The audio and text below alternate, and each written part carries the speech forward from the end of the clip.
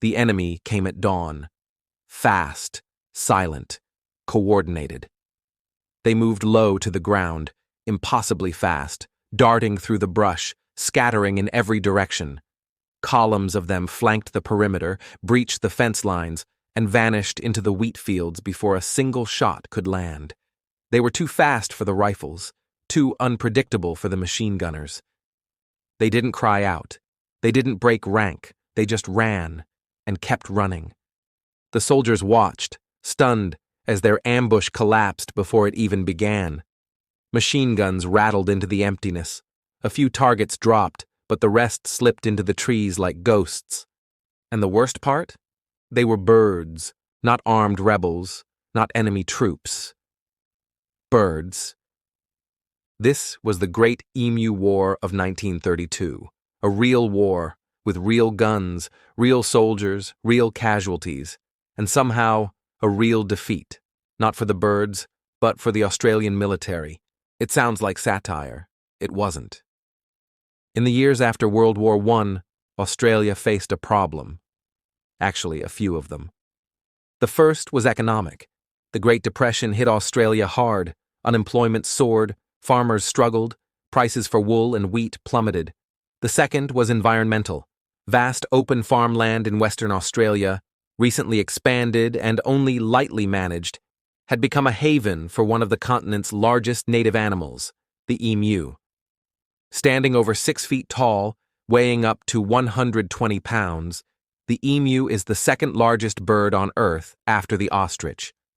Flightless, fast, and fiercely territorial, emus were once considered a symbol of the outback. But in 1932, they became a threat. Tens of thousands of them descended on wheat farms across the Campion and Chandler districts, tearing through fences, trampling crops, and wreaking havoc. For struggling farmers, it wasn't just annoying, it was devastating. Their livelihoods depended on what little wheat they could raise and sell during a collapsing economy. The emus destroyed it by the acre. They needed help. And they turned not to conservationists, not to biologists, but to the military. The farmers' request was simple. Send in the army. Give us guns. Give us soldiers. Give us someone to fight these damn birds. And, incredibly, the government agreed.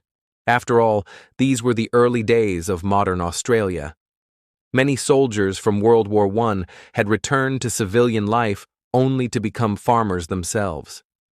There was already a strong military presence in the West, and with little else for the army to do in peacetime, the idea seemed strangely practical. So in November 1932, the Minister of Defence gave his approval. Major G.P.W. Meredith of the Royal Australian Artillery was assigned to lead the mission. His weapons? 2 Lewis machine guns and 10,000 rounds of .303 ammunition. His orders? Assist farmers in dealing with the emu problem. No one called it a war. Not officially, not yet. The first engagement took place on November 2nd near Campion. Local farmers had reported a group of 50 emus moving through the area. Meredith set up an ambush, waited for the birds to approach, then ordered his men to open fire. The guns jammed after a few rounds. The emus scattered. A handful were killed. Most escaped.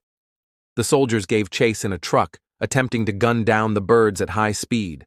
But the terrain was rough, the birds were faster than expected, and the machine gun, mounted on the truck bed, bounced wildly, spraying bullets into the brush.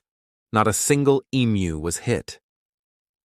Undeterred, Meredith regrouped. He moved operations south, where larger flocks had been reported.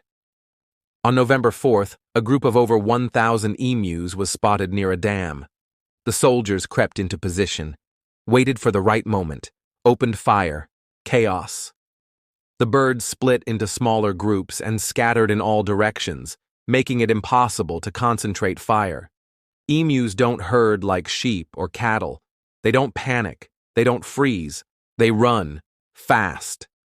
In total, only a few dozen were killed. The rest vanished into the countryside.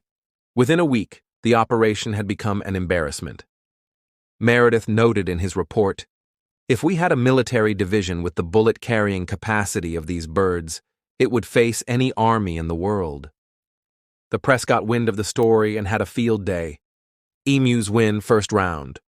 Army loses to birds. Defense Minister musters war against wildlife.